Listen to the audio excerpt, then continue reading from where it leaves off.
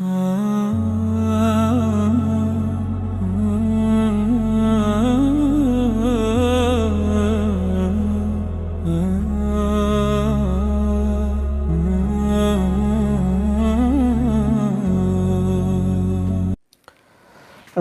আলাইকুম ওয়া রাহমাতুল্লাহি ওয়া বারাকাতুহু নাহমাদুহু ওয়া নুসাল্লি আলা রাসূলিহিল কারীম আম্মা বা'দ ফাআউযু বিল্লাহি মিনাশ শাইতানির রাজীম আআনতুম তাজরাউনাহু আম নাহনুজ জারিউন সাদাকাল্লাহুল মাওলানাল আযীম। সম্মানিত দ্বীনী ভাই ও বন্ধুগণ, মহান রব্বুল আলামিনের অসংখ্য অগণিত নিয়ামতের ভিতরে একটি হলো আসমান থেকে বৃষ্টি বর্ষিত হওয়া।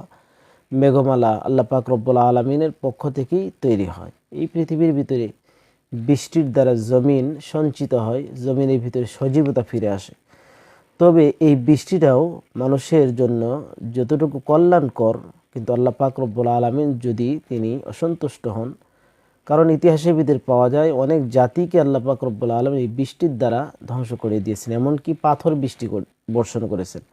প্রিয় ভাই ও বন্ধুগণ, এর জন্যই বৃষ্টিটা আমাদের জন্য যদি আল্লাহ পাক রব্বুল আলামিন যেটা দিয়ে থাকেন, এটা আমাদের জন্য যেভাবে কল্যাণকর হবে, এই জন্য রাসূল করিম সাল্লাল্লাহু আলাইহি ওয়াসাল্লাম আমাদেরকে হাদিসের ভিতরে বিভিন্ন দোয়া শিখিয়ে দিয়েছেন।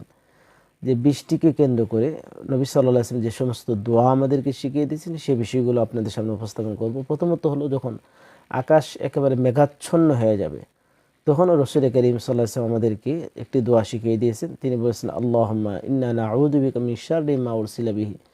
আয় আল্লাহ, আমরা তোমার কাছে আশ্রয় প্রার্থনা করছি যা তুমি পাঠিয়েছো, অর্থাৎ যে মেঘমালা তুমি পাঠিয়েছো এর ভিতর থেকে, এর অনিষ্টতা থেকে তোমার কাছে আমরা পানা চাইতেছি, তোমার কাছে আশ্রয় চাইতেছি। 2 নম্বর হলো, যখন প্রচণ্ড ঝড় বাতাস আসতে থাকবে, যদি এরকম অবস্থা তৈরি হয়, প্রচণ্ড ঝড় বাতাস সৃষ্টি হয়েছে, তখন রাসূল করিম সাল্লাল্লাহু আলাইহি ওয়াসাল্লাম একটি দোয়া আমাদেরকে শিখিয়ে দিয়েছেন, আল্লাহুম্মা ইন্নী আসআলুকা খায়রাহা ওয়া খায়রা মা ফিহা ওয়া খায়রা মা উরসিলাত বিহি ওয়া আউযু বিকা মিন শাররিহা ওয়া শাররি মা ফিহা ওয়া শাররি মা উরসিলাত বিহি।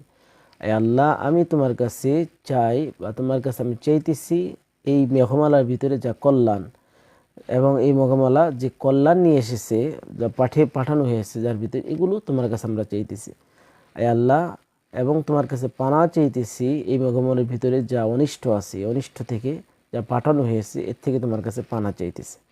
এই দোয়াটা করব। 3 নম্বর হলো, মেঘের যখন গর্জন হয়, অনেক সময় মেঘের গর্জন হয়, সেই হিসাবে সেই সময় রাসূল করিম সাল্লাল্লাহু আলাইহি ওয়াসাল্লাম একটি দোয়া আমাদেরকে শিখিয়ে দিয়েছেন, আল্লাহুম্মা তাকুতুলনা বিগাযাবিকা ওয়ালা তুহলিকনা বিআযাবিকা ওয়া আফিনা ক্বাবলা যালিক। হে আল্লাহ, তুমি তোমার ক্রোধ দ্বারা আমাদের উপরে, অর্থাৎ তুমি আমাদেরকে শেষ করে দিও না, আর তুমি তোমার শাস্তি দ্বারা আমাদেরকে ধ্বংস করিও না।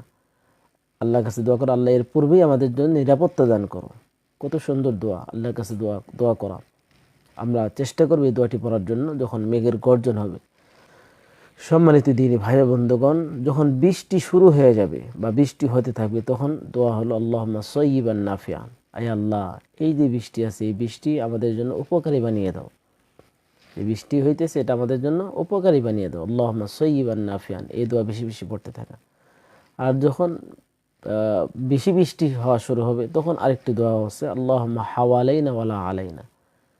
এই দোয়া রাসূল করিম সাল্লাল্লাহু আলাইহি ওয়াসাল্লাম তিনি বলেছেন, যখন বেশি বৃষ্টি হওয়া শুরু হবে, এর অর্থ হলো, আয় আল্লাহ, আমাদের জন্য যেখানে আমাদের আশেপাশে যেখানে প্রয়োজন সেখানে তুমি বৃষ্টি দিয়ে দাও, আমাদের উপরে দিও না, বা আমাদের অপ্রয়োজনে বা আমাদের প্রয়োজন যদি না হয় সেখানে আমাদেরকে তুমি বৃষ্টি দিও না, অর্থাৎ আমাদের উপরে বৃষ্টি দিও না, আশেপাশে যেখানে প্রয়োজন সেখানে দিয়ে দাও।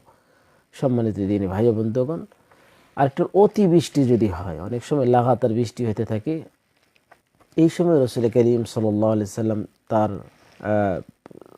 তার কালে একটি ঘটনা, সেখানে রাসূল করিম সাল্লাল্লাহু আলাইহি ওয়াসাল্লামকে যখন জানানো হলো যে দীর্ঘ সময় বৃষ্টি হইতেছে, তো রাসূল করিম সাল্লাল্লাহু আলাইহি ওয়াসাল্লাম দোয়া করেন, আল্লাহুম্মা হাওয়ালাইনা ওয়ালা আলাইনা, আল্লাহুম্মা আলাল আকামি ওয়াল জিরাবি ওয়া বুতুনিল আওদিয়াতি ওয়া মানাবিতিশ শাজারি। নবী সাল্লাল্লাহু আলাইহি ওয়াসাল্লাম এখানেও বলেন, আয় আল্লাহ, আশেপাশে যেখানে প্রয়োজন সেখানে তুমি বৃষ্টি দিয়ে দাও, আর পাহাড়ের উঁচু পর্বতে এবং যেখানে বন, সেখানে আল্লাহ পাক রব্বুল আলামিনের কাছে বলতেছেন, আল্লাহ, তুমি সেখানে প্রয়োজন তুমি বৃষ্টি দিয়ে দাও।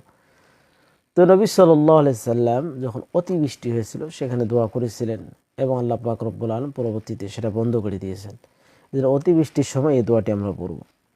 আরেকটি হলো যখন বৃষ্টি শেষ হয়ে গেল, বৃষ্টি শেষ হওয়ার পরে আমরা এই দোয়াটি মুত্তিরিনা বিফাদলিল্লাহি ওয়া রাহমাতিহি, অর্থাৎ এই বৃষ্টি হয়েছে আমাদের উপরে, যে বৃষ্টি হয়েছে এটা আল্লাহ পাক রব্বুল আলামিনের ফজল এবং আল্লাহ তাআলার দয়ায় হয়েছে।